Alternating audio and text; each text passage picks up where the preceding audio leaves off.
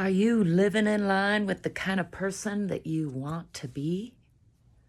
Hi, I invite you to review who you want to be, the kind of person you want to be. You are part of this glorious life, as am I, as are we all.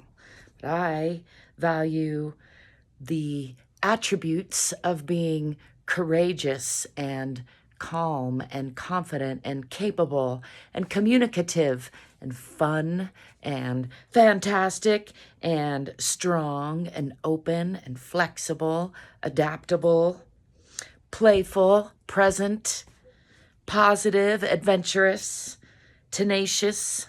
I wrote them down over here, and I encourage you to try out the same.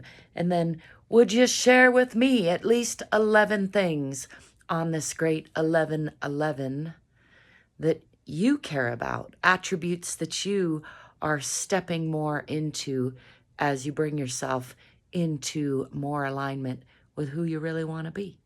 I'd love to know. I look forward to it.